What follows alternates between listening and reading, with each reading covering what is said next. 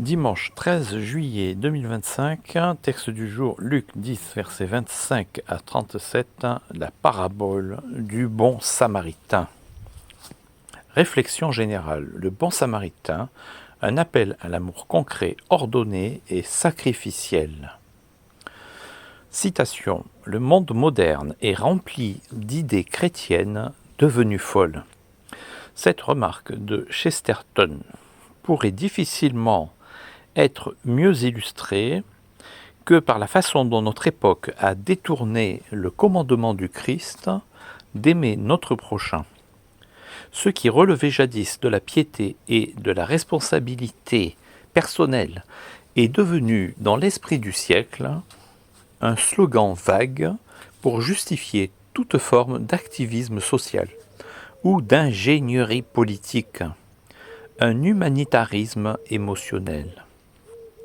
La parabole du bon samaritain est ainsi souvent invoquée non pour rappeler les hommes à la compassion concrète dans leur vie ordinaire, mais pour légitimer un cosmopolitisme désincarné, où l'amour du prochain se transforme en une abstraction sentimentale, voire en programme idéologique, utopique, qui nie les structures naturelles créées par Dieu.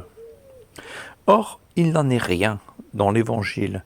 Le Seigneur ne nous demande pas d'aimer tout le monde indistinctement, ni de nous inventer de lointaines causes à défendre pour éviter les devoirs pressants qui sont à notre porte. Jean-Jacques Rousseau, pourtant peu suspect de piété, le disait avec justesse.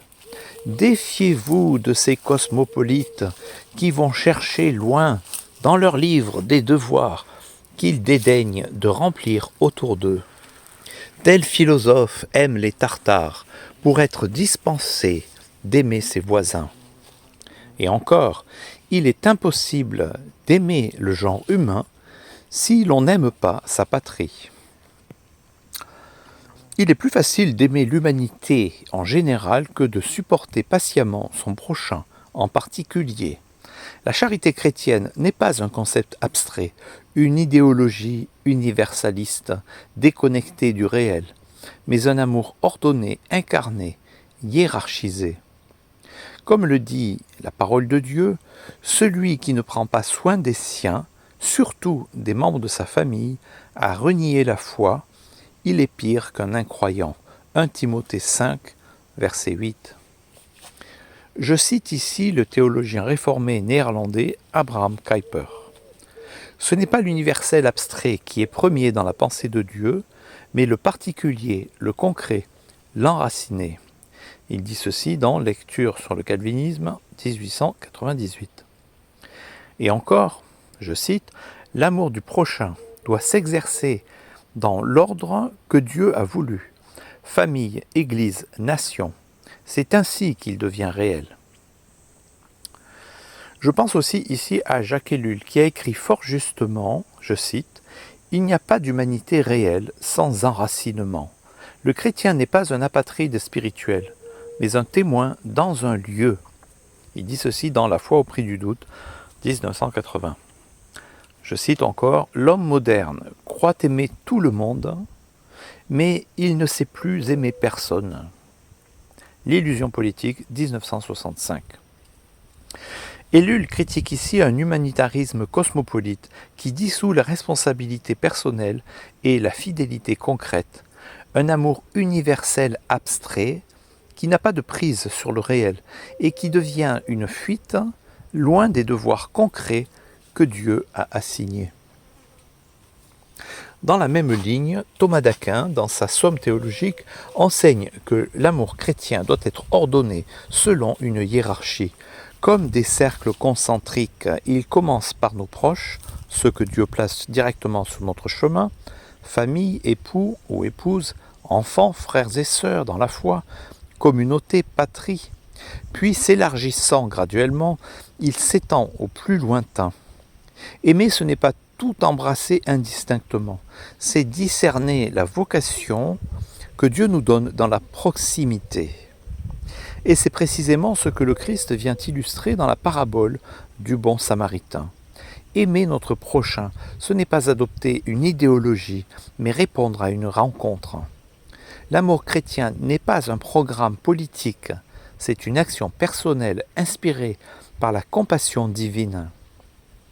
Comme le dit Jean Calvin commentant ce passage, je cite, « Christ nous enseigne ici que le prochain, c'est tout homme en détresse qui croise notre route, même s'il est notre ennemi. Il ne faut pas demander qui est digne de notre amour, mais à qui Dieu nous appelle à manifester miséricorde. » Fin de citation. Dans un monde qui confond la charité avec l'idéologie, écoutons à nouveau cette parabole. Elle nous montre que le véritable amour du prochain est un appel de Dieu dans le concret de nos vies. Ce n'est pas un amour théorique, mais une miséricorde active, patiente, coûteuse, à l'image du Christ lui-même. Lecture de Luc 10, versets 25 à 37. Je la lis ici dans la Bible Louis II, version de 1978, dite Bible à la Colombe. Et voici qu'un docteur de la loi se leva et lui dit, pour le mettre à l'épreuve, « Maître, que dois-je faire pour hériter la vie éternelle ?»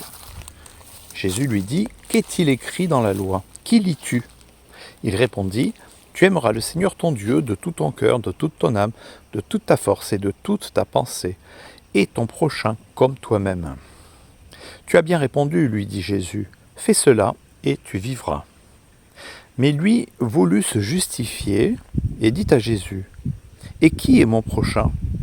Jésus reprit la parole et dit, « Un homme descendait de Jérusalem à Jéricho. Il tomba au milieu des brigands, qui le dépouillèrent, le rouèrent de coups et s'en allèrent en le laissant à demi-mort. Par hasard, un sacrificateur descendait par le même chemin. Il vit cet homme et passa outre. Un lévite arriva de même à cet endroit. Il le vit et passa outre. Mais un samaritain qui voyageait arriva près de lui, le vit et en eut compassion. Il s'approcha et banda ses plaies, en y versant de l'huile et du vin.